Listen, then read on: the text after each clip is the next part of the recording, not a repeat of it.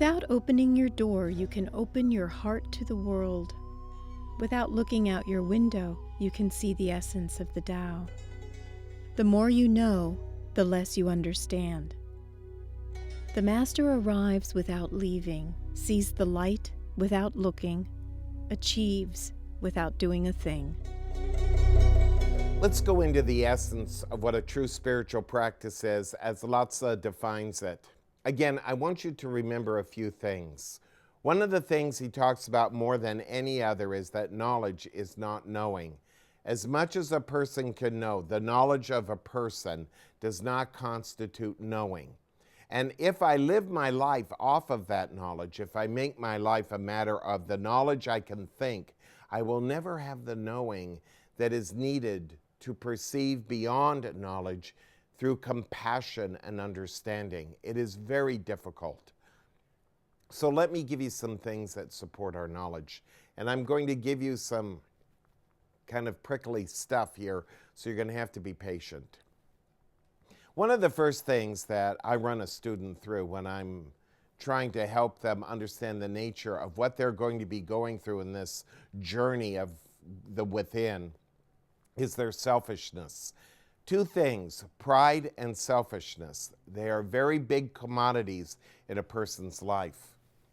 When I start thinking in terms of my pride and my selfishness, I have to understand, should I be always doing the things that make me comfortable? Should I always be doing the things that I like doing? Is liking and being comfortable a sign that everything is right? Now, when my value systems are based on this kind of knowledge, then I will start accumulating all sorts of excuses, logics, and reasonings to make my knowledge appear to be very powerful, to be very analytical.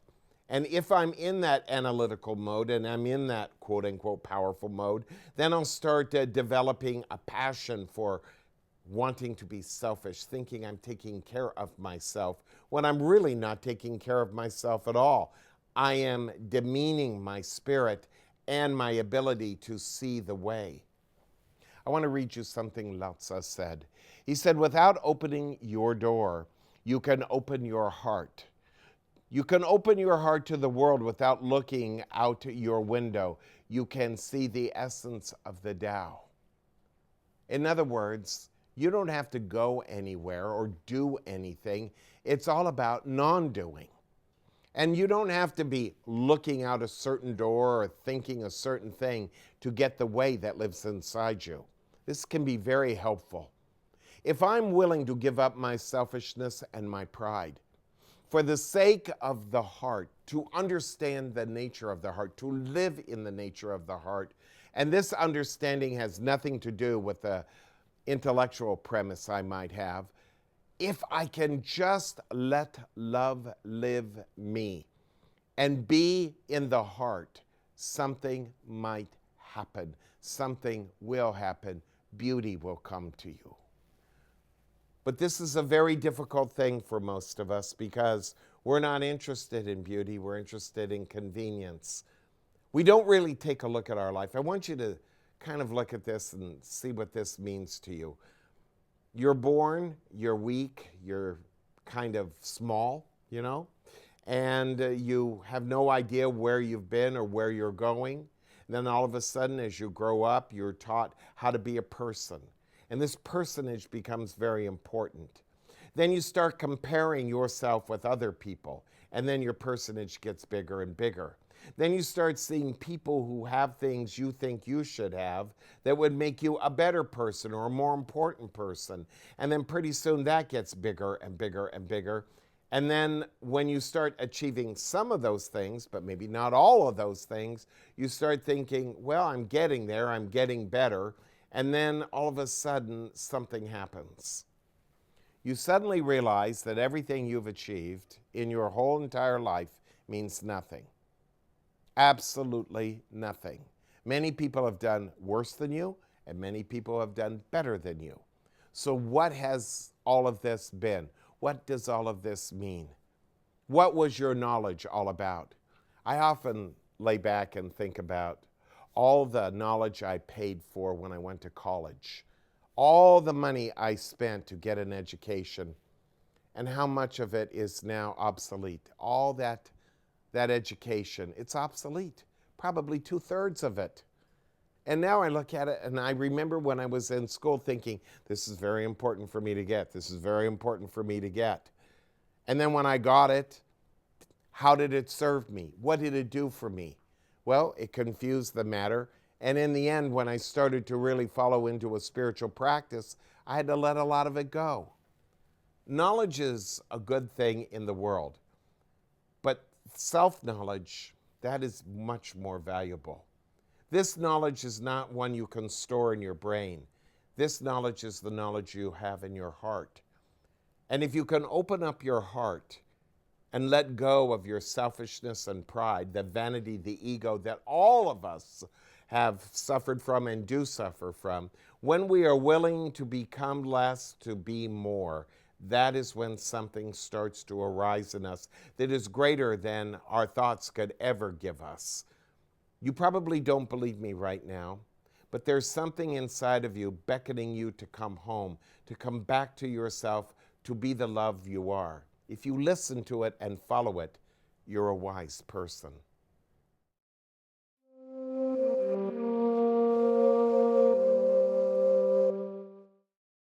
There's so much to the three treasures of the Tao, and I'm sure you didn't get everything that I offered here. So I go into the studio and I make very, very important CDs for you. They have all of the discourses I've offered to you here on TV, but also much more in depth. And I think you'll find them very beautiful and very meaningful.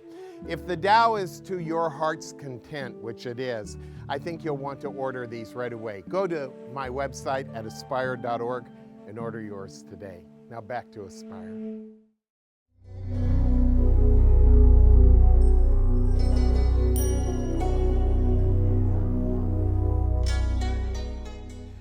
So students will come to me in session work, and I always get a kick out of it, and they'll tell me what they know.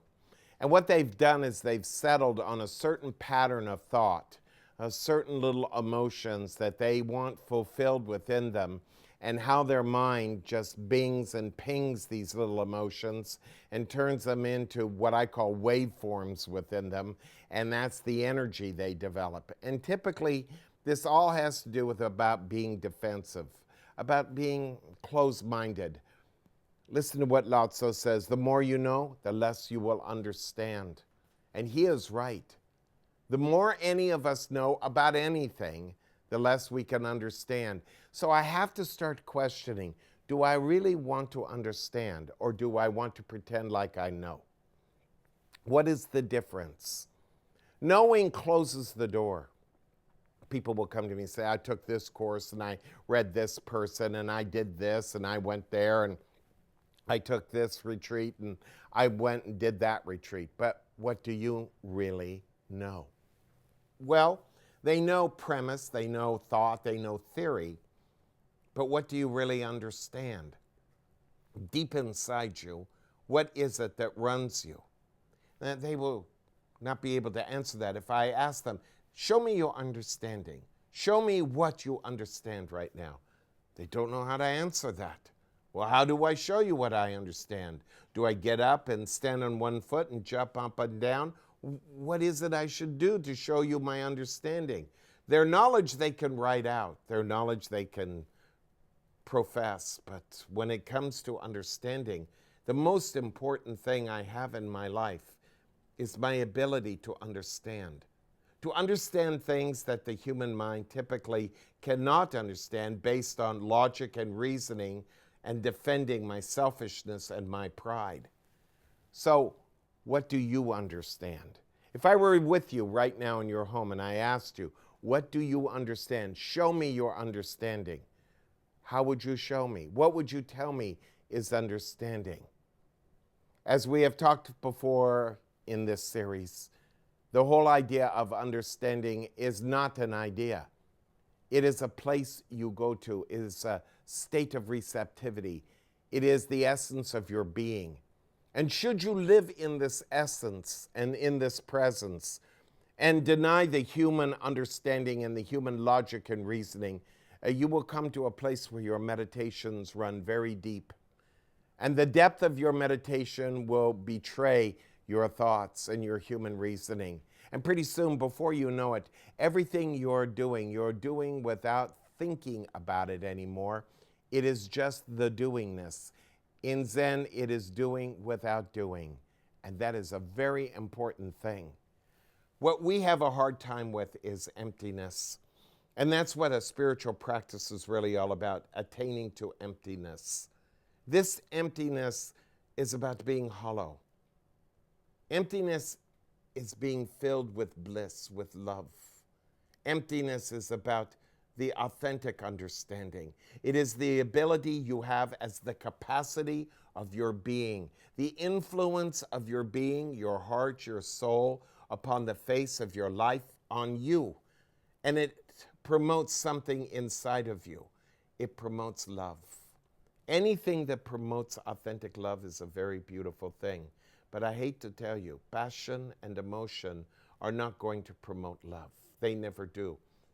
And most people are content with that. They'll go through many lifetimes, through a great deal of mischief in their own life, creating one problem after another, to live for the idea of passion and emotion. You and I are not here to fulfill these passions and emotions. If you're the richest guy on the block, it really doesn't matter. If you're the most famous or the most notorious, it doesn't matter. If you're popular or not popular, it doesn't matter. What matters is, what can I hold in my heart that allows me to live and move and have my being in life? Listen to this closing statement by Lao-tzu. The master arrives without leaving, sees the light without looking, and achieves without doing a thing. Yes, without doing a thing. Everything is done through, not from. Energy is through, not from. I am not trying to make things happen. I am allowing things to happen. As you let love live you, which is a very important thing, you start to understand the nature of your life. You start to understand that it is in the little things we do, day to day, moment to moment, where our intent is purely the flow of what we're doing, the love that we're doing. It isn't to be loved. It isn't even to share love. It is love itself, just to give it a nature, just to give it visibility, to give it love, to give it recognition, to give it life. That's what it's all about. But I can't do that when Greg Penn is running around in my brain. I hope you learned something from this show. It's a very important thing, being over thought.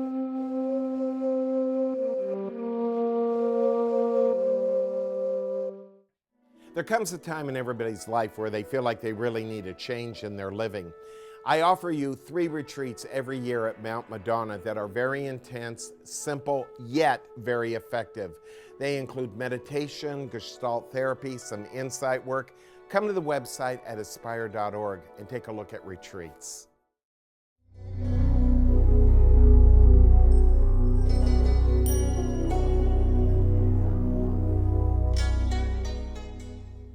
The meaning of all of this is really only about one thing, and that is how you and I define love. I want you to look at how you define love for yourself. What is love to you? How do you know you're loved? How do you know you're being loved? How do you know what love is in order to give it? What is love? Most of us live instinctually. We live according to the instincts of our own personal survival. And because we live instinctually and for survival, the only love we know is that which compensates for our feelings of being inferior or of not having enough to supply us with comfort and security.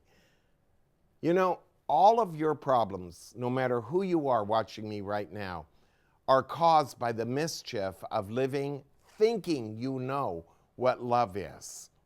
And that's the big problem. People will spend loads of money on love. What do I mean by that? They'll spend loads of money on anything that they think will bring them affection, garner them affection, and make them look like a loving person. Think of all the cosmetics and the clothing, the shoes, ladies, everything that you and I put on, what we wear, what we say, what we do, for one reason alone. We just want affection, and we call that affection love. And that's where the mischief lies. This is where the problem is. And this is what Lao-tzu is talking about. Knowledge to us is saying, well, Greg, I know what love is. Love is affection. But our love is a little different. When I live for love as affection, I am living in opposition to hate.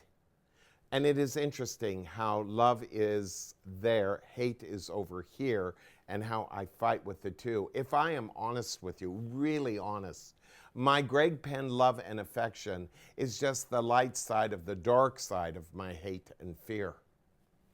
Most people don't want to see that. You know what the great tragedy of a person's life is? That we've never truly loved.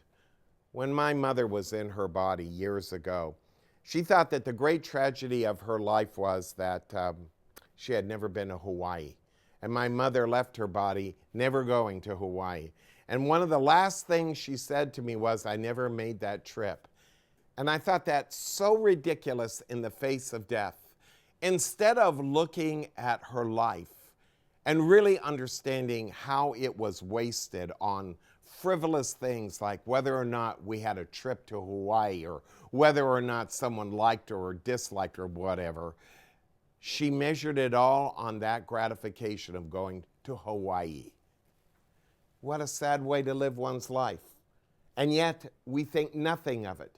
We absolutely know that the way we live is to live for the things we want to have happen to us that make us feel loved and loving. And that's it. I'm saying to you, this is all wrong. This is my mischief. This is what gets me into a great deal of my sickness, and this is how I lose my life. Most people die long before they leave their body, and no one wants to admit that the king has no clothes, that we never really loved in our entire life. We said the words, but they didn't mean anything. Some people refuse to say the words, I love you, because they know they don't. They don't love anything. And this is the deep sickness that we are in. This is the knowledge we live our life from. Now, once again, there is nothing I could say to you to change all this in you. You're going to have to feel the pull to love, the pull to the meaning of your life, the pull to what is really important in your life. The Tao is not a philosophy. It is not a religion. It is a way. It shows the sophistication of what love is really all about. Some people have to believe in love as God and God as love, and I'm fine with that if you understand the nature of God as love itself. But if you make your mind believe in love as an object and a thing, if you look at love as an object and a thing, an adjective or even a noun, you will miss. Love is a presence that lives in all things, in everything. And if you hear the call to love, you will allow yourself to live in it, to imbibe it, to resonate to it, to allow it to flourish within you. And you will feel a oneness with everything. And as Lao-tzu said, it is in that oneness that we find the meaning of love and the meaning of ourselves. Love and oneness are the same thing. And if I achieve a sense of oneness within me, love will come pouring through me. If I don't, I will remain divided and I will let myself feel only fear. Please forgive me. Namaste.